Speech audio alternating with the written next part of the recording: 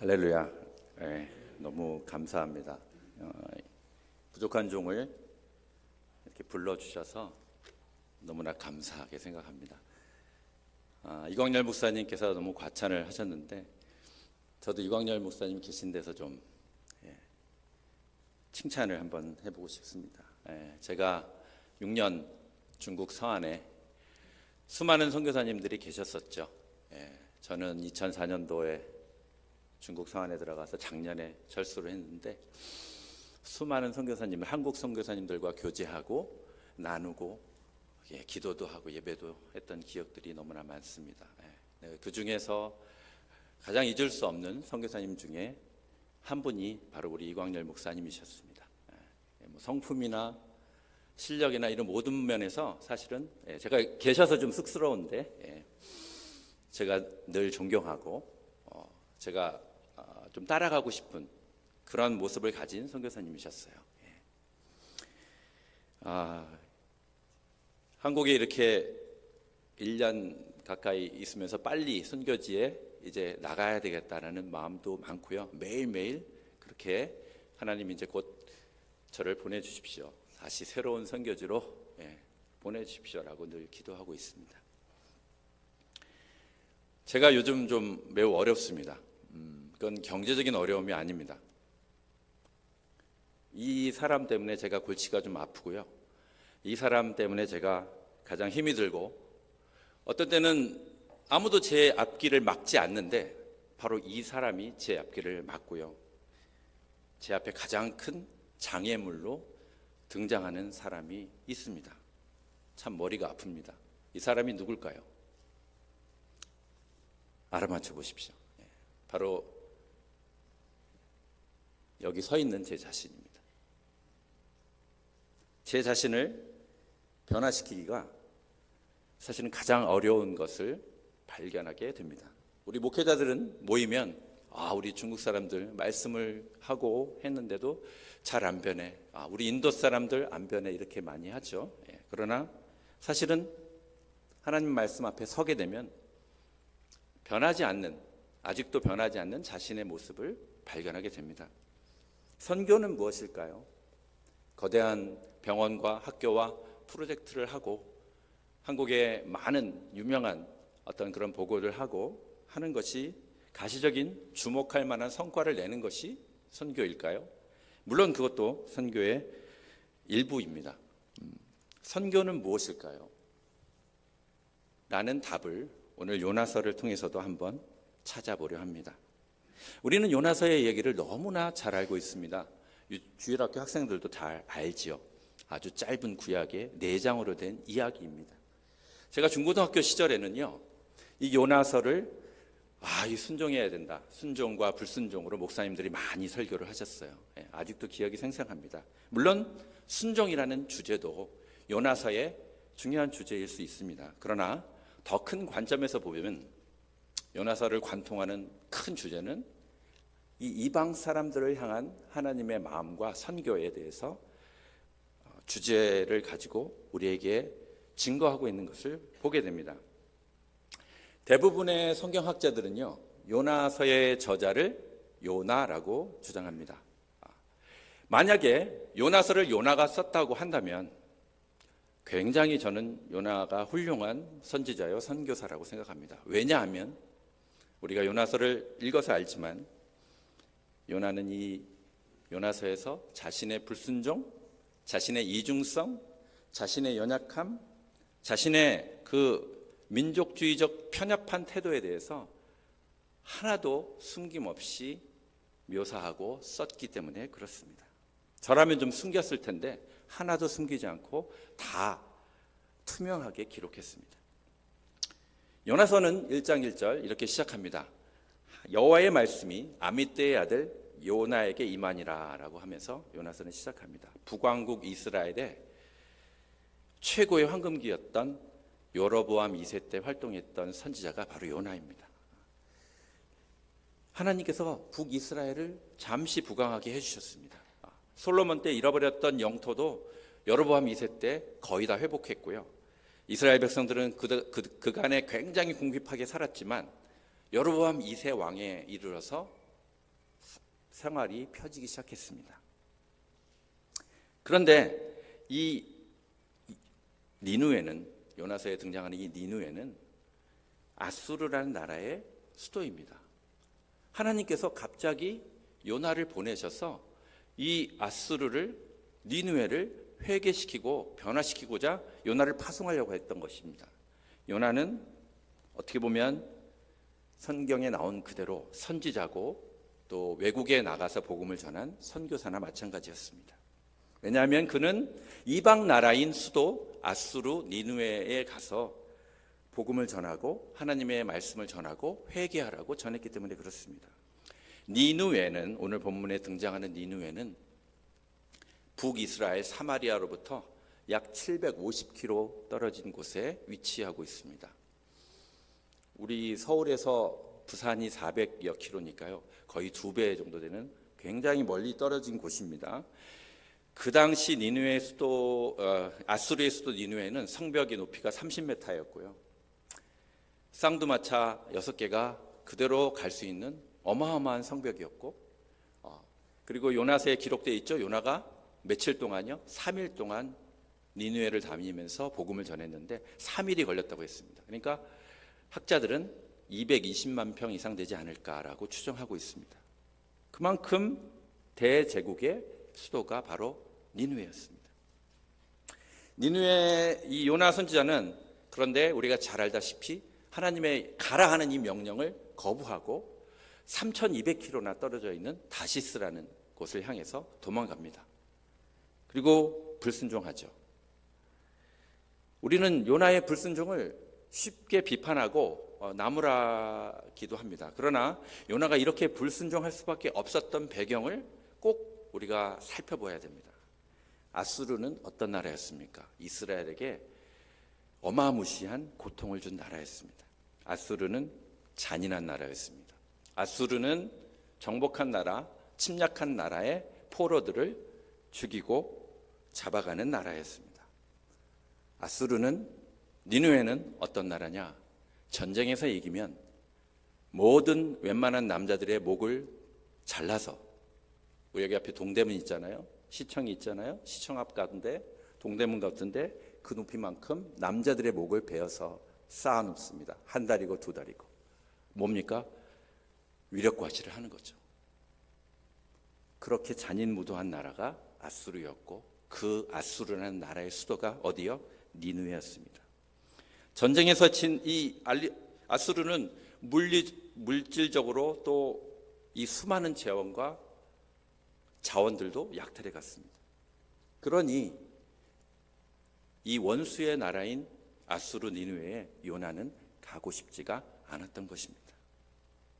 아무리 하나님께서 명령했다 할지라도 요나는 가고 싶지가 않았던 것입니다. 왜냐하면 당시 북이스라엘의 철천지 원수의 나라가 바로 아수르요, 그 수도인 니누에였기 때문에 그렇습니다.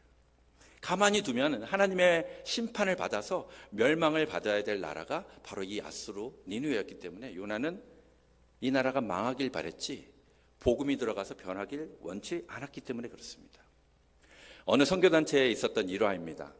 하나님께서 어느 간사님을 부르셨어요. 콜링하셨어요. 선교사로.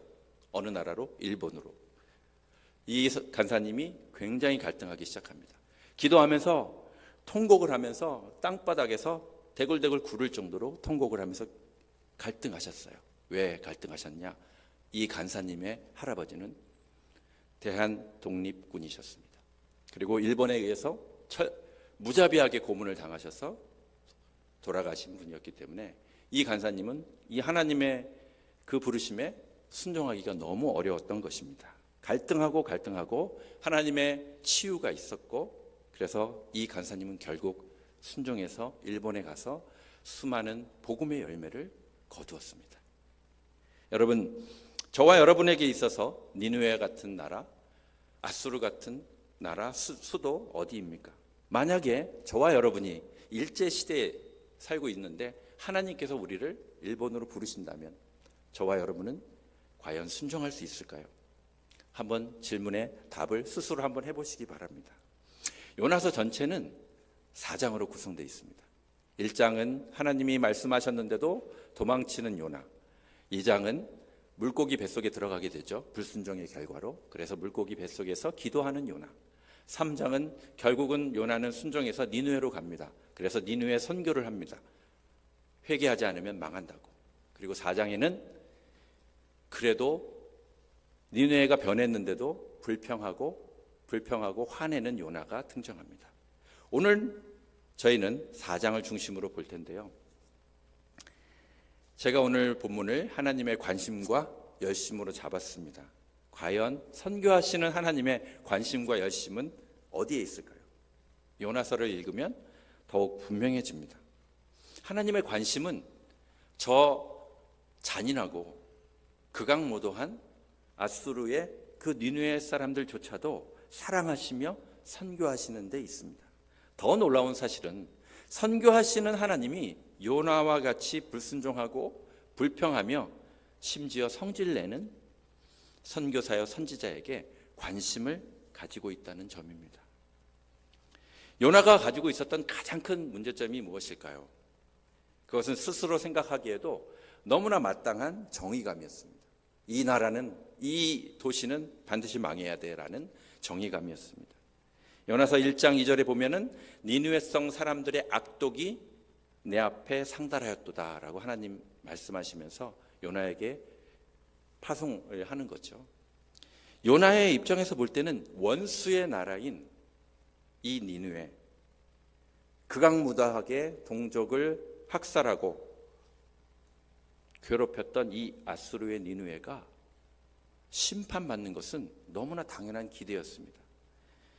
그러나 요나가 파악하지 못하고 의식하지 못했던 것이 하나 있는데, 요나의 생각을 뛰어넘고 요나의 정의감을 뛰어넘고 요나의 민족주의적인 편협한 생각과 관점을 뛰어넘는 하나님의 관심과 열심이었습니다.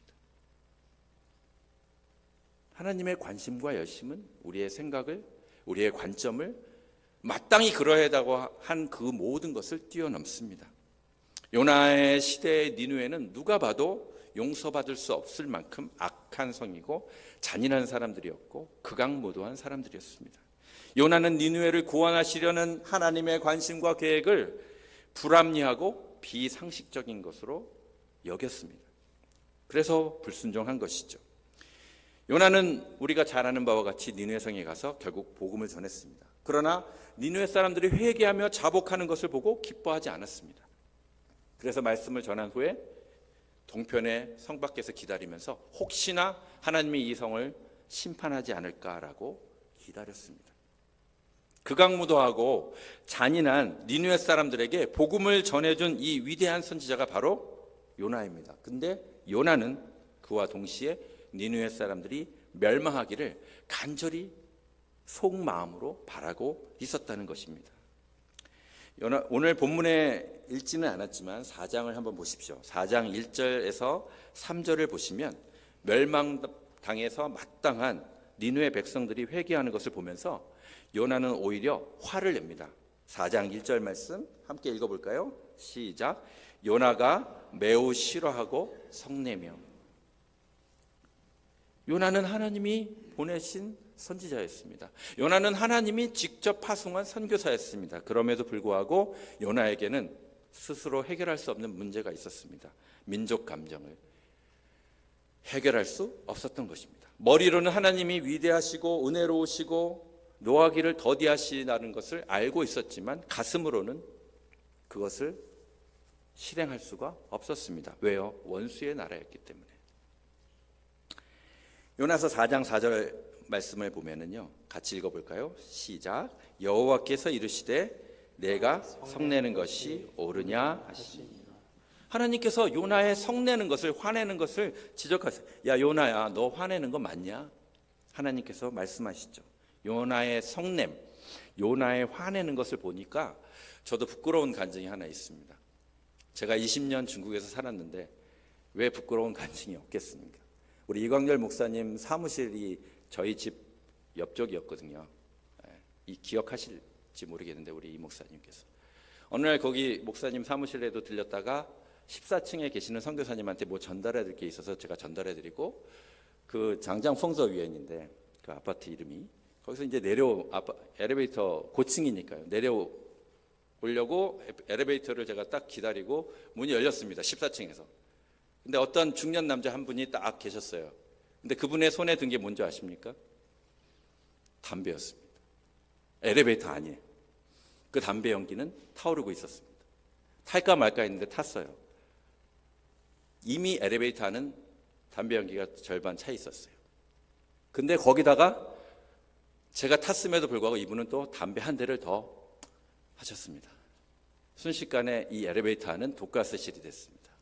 14층에서 1층까지 내려가는데 왜 이렇게 길까요? 왜 그날따라 중간에 타는 사람이 없었을까요? 저는 그 14층에서 1층으로 내려가던 순간을 잊지 못합니다. 제가 너무너무 화가 나서 제 주먹이 갑자기 쥐어지고 막 부들부들 떨었습니다. 말은 못하고. 그리고 나서 하나님 성령께서 저에게 책망하시는 말씀이 있었어요. 너 중국을 사랑한다며. 너 중국 사랑해서 오지 않았느냐고. 굉장히 부끄러웠습니다. 고린도전서 13장에 사랑의 정의는 이렇게 시작하죠. 사랑은 언제나 오래 참고. 저도 너무나 부끄러웠습니다. 요나를 제가 판단하기가 부끄러웠습니다. 저도 성냈으니까. 저도 화냈으니까요. 여러분 중국 좋아하십니까? 여러분 중국 사랑하십니까? 제가 20년 전에 중국에 갔을 때에 비해서 다시 20년 만에 한국에 와보니 물론 중간에 잠깐 왔지만 너무나도 분위기가 많이 바뀐 것 같습니다. 여러분에게 강요하는 것이 아닙니다. 과연 성경은, 과연 하나님께서는 어떠한 관심과 열심으로 일하시고 계시는가를 오늘 보고자 하는 것입니다. 여러분, 요나는 이 사실 니느웨 3장의 니느웨 선교는 대성공이었어요. 요나가 말씀을 전하니까 이 12만 명, 이 엄청난 도시가 뒤집어졌고 회개하고 변화가 됐습니다. 이쯤 되면 사진과 동영상을 많이 찍고 선교 보고를 했을 것입니다. 선교사라면. 이 대도시가 다 뒤집어지고 변했는데, 서울이 다 발칵 뒤집어지고 변했는데 얼마나 놀라운 선교적 성과입니다. 입니까? 근데 하나님의 관심은 그 겉으로 보이는 선교적 성과에만 있지 않았습니다. 니느웨에서 이런 큰 복음의 역사가, 놀라운 선교의 역사가 일어났다고 요나서 3장은 3장으로 끝나지 않습니다. 요나서는 3장으로 끝나지 않고요. 4장이 있습니다. 하나님의 관심은 이방인들도 변화되는 선교에 있습니다. 그런데 더 나아가서 이 하나님께서는 단순히 니느웨라는 대도시가 변화하는 것에, 그 선교적 결과에만, 겉으로 보이는 결과에만 관심하는 것이 아닙니다. 하나님은 편협하고 왜곡된 사상을 가지고 있는 요나와 같은 선지자를 바로잡고자 끊임없이 일하시고 계십니다. 그래서 하나님께서는 박넝쿨을 준비하셨어요. 요나가 저 동편에 니느웨를 바라보기 위해서 있었을 때 해가 내리쬐는 것을 막아주기 위해서 하나님 박넝쿨을 예비하셨다고 나옵니다. 이 놀라운 사건이, 하나님께서 이 요나를 다루시는 모습이 바로 이 4장에 나오는 것입니다. 여러분, 요나에게는 두 얼굴이 있었습니다. 하나는 하나님의 말씀을 정확하게 가감없이 전하는 아주 올바른 선지자의 모습이 있었고요. 또 하나는 그의 내면에는 그럼에도 불구하고 이 나쁜, 악한, 잔인한 이 니느웨 성이 혹시 하나님 앞에 심판을 받아야 되는 것 아닌가라는 그런 강한 마음이 있었던 것입니다. 여러분, 요나서 방금 읽었지 않습니까? 4장 1절. 요나가 정말 싫어하고 성냈습니다. 그리고 4장 4절에 하나님이 다시 물으십니다. 너 화내는 것이 옳으냐? 여러분, 4장 2절 3절 말씀은요, 어떻게 보면은 하나님이 이렇게 하실 줄 알았습니다라는 요나의 비아냥거리는 말투입니다. 네, 이럴 줄 알았습니다. 하나님께서 이 니느웨 성 변화시킬 줄 알았습니다라는 자기중심적인 반로였습니다. 그리고 여러분 4장 2절부터 3절을 한번 보십시오. 4장 2절부터 3절을 보시면 내가라는 단어를 한번 찾아보세요. 2절부터 3절까지. 내가라는 단어가, 나라는 단어가 몇 번 나옵니까? 한번 세보시기 바랍니다. 제가 셌을 때는 5번이나 나옵니다. 요나의 신앙은 자기중심적이었습니다. 자신이 생각하는 것이 가장 옳다고 여겼던 것입니다. 그래서 하나님 앞에 끊임없이 내가 생각할 때는 이렇습니다라고 말합니다. 누가복음 18장 9절 이하에는 두 사람이 기도하는 모습이 나옵니다. 하나는 바리새인이요, 하나는 세리입니다. 바리새인은 따로 서서 기도하여 가로되 나는 이 사람들과 같지 않습니다. 나는 2번 금식하고 소득의 11조를 냅니다.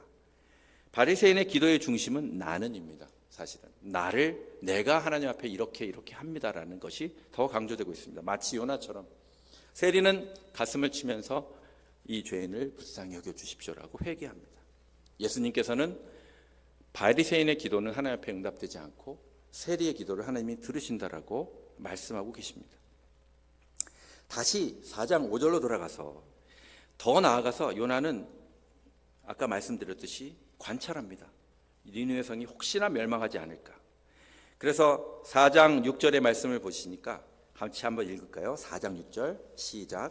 하나님 여호와께서 박넝쿨을 예비하사 요나를 가리게 하셨으니 이는 그의 머리를 위하여 그늘이 지게 하여 그의 괴로움을 면하게 하려 하심이었더라. 요나가 박넝쿨로 말미암아 크게 기뻐하였더니. 이 이중성과 편협함을 가진 요나에게 박넝쿨을 하나님이 예비하셔가지고 잠시 더위를 피하게 하십니다. 그런데 이게 얼마 안 가서 7절 8절 말씀을 보니까 같이 읽을까요? 하나님 7절 말씀 읽겠습니다. 시작. 하나님이 벌레를 예비하사 이튿날 새벽에 그 박넝쿨을 갉아먹게 하심에 시드니라. 해가 뜰 때 하나님이 뜨거운 동풍을 예비하셨고 해는 요나의 머리에 쪼이며 요나가 흥미하여 스스로 죽기를 구하여 이르되 사는 것보다 죽는 것이 내게 나으니라 하니라. 박넝쿨을 준비하셔서 더위를 피하게 하신 하나님. 근데 다시 벌레를 예비하시고 뜨거운 동풍을 예비하셔서 그것을 없애버림으로써 요나가 또 불평합니다. 박넝쿨이 있으니까 요나가 즐거워했다고 그랬고요. 박넝쿨이 없어지니까 요나는 또 화내기 시작하였다고 성경은 증거합니다. 6절, 7절, 8절 말씀을 다시 한번 보십시오. 여기에 모두 예비하신다라는 구절이 등장합니다. 6절에 박넝쿨을 예비하사, 7절에 벌레를 예비하사, 8절에 뜨거운 동풍을 예비하사. 자, 누가 예비하시는 겁니까? 하나님께서. 누구를 위해서요? 요나를 위해서. 왜 그렇죠? 요나를 변화시키시고 요나의 이 잘못된 생각을 바꾸시기 위해서 하나님께서 박넝쿨과 벌레와 동풍을 모두 주권적으로 예비하십니다. 저와 여러분도 사실 마찬가지입니다. 하나님께서 부족한 우리를 그리스도의 장성한 분량까지 이르게 하기 위해서 우리의 삶과 사역과 가정과 직장과 일터에서 끊임없이 하나님은 무언가를 예비하셔서 우리를 다루십니다. 누가복음 15장에는 유명한 두 아들의 비유가 나옵니다. 둘째 아들 허랑방탕해서 가산을 다 탕진하고 돌아온 아들이 큰 아버지는 저 멀리 동대문에서 걸어오고 있는데도 뛰어가서 그 아들을 냄새나고 더러운 아들을 안아주고 씻기고 새 옷을 입히고 가락지를 끼우고 소를 잡아서 잔치를 벌이죠. 이 모습을 본 큰아들은 너무나 화가 납니다. 자기는 너무나 바르게 하고 있었는데 어찌 탕자를 집 나간 아들을 위해서 아버지가 이렇게 합니까? 화를 내기 시작하죠. 그 아버지가 이렇게 얘기하죠. 나 이런 재산, 물질 중요하지 않다. 너는 나와 늘 함께 있으니까 네 것이 다 내 것이다. 내가 가장 중요하게 여기는 것은 이렇게 집 나갔다 돌아온 아들과 같이 잃어버린 한 영혼이란다 라고 그 비유는 끝납니다. 요나가 지금 가지고 있는 불만과 성냄의 배경은 무엇입니까? 그것은 누가복음에 등장하는 큰아들과 같이 둘째 아들을 대하는 태도와 마찬가지로 지금 아수르의 니느웨를 바라보고 있는 것입니다. 여러분, 하나님의 관심과 하나님의 열심은 요나가 생각할 때 혹은 우리가 생각할 때 너무나도 당연하다고 한다는 것을 뛰어넘습니다. 우리의 편견, 우리의 당연함, 그 모든 것을 뛰어넘어서 한 영혼을 사랑하시고 구원하시고자 많은 그런 열심과 관심으로 일하십니다. 지금도 열방 가운데, 중국에서, 일본에서, 하나님은 아프리카에서 열방 가운데서 선교하시고 일하시고 계시는 하나님이십니다. 요나는 극악무도하고 원수의 나라인 니느웨가 잘 되는 것이 싫었습니다. 그런데 하나님께서는 이 요나의 편협한 민족성을 끼워버리십니다. 하나님의 관심은 우리의 편협함, 우리의 이중성을 뛰어넘습니다. 그뿐만이 아닙니다. 요나서 전체에 나타난 선지자 요나의 불순종, 요나의 수준 낮죠. 수준 낮은 이 성냄과 반응, 박농쿨 있으니까 좋아하고 박농쿨 없어지니까 싫어하고 성내고 불순종하고, 바로 요나서에 나타난 하나님의 관심, 하나님의 열심은 요나에게도 집중되어 있습니다. 요나서에 등장하는 물고기 뱃속에 요나가 들어가서 다름을 받지 않습니까? 그리고 박농쿨로 요나가 다름을 받습니다. 사랑하는 주 안의 성도님들, 저와 여러분에게 있어서 니느웨 성과 같은 존재가 누구입니까? 참으로 흥미로운 사실은 우리 모두 자신의 연약함을 먼저 발견하기 전에요, 다른 사람의 연약함을 순식간에 발견하는 공통점이 있습니다. 우리는 기독교인으로서 온 세상이 변하길 원합니다. 우리 한국이 변화되길 원합니다. 요즘은 뉴스를 보기가 참 겁이 나죠. 정말 기도가 많이 필요한 때입니다. 선교지에 있는 현지인들이 변화되길 원합니다. 우리 선교사들은. 그래서 늘 기도합니다. 선교 현장에서, 가정과 직장에서, 우리는 인간관계 속에서 하나님이 역사하시도록 우리의 크고 작은 어려운 문제들을 하나님이 직접 일하시고 해결해 주실 수 있도록 우리는 간절히 기도합니다. 그러나 사실 가장 큰 문제 중에 하나는 바로 우리 자신에게 요나와 같이 더 큰 문제가 있을 수도 있다라는 점입니다. 톨스토이가 이런 말을 했죠. 모든 사람들은 인간이 변화되어야 한다는 것을 생각하고 있으나 정작 자기 자신이 변화되는 것을 모른다. 생각하지 않는다.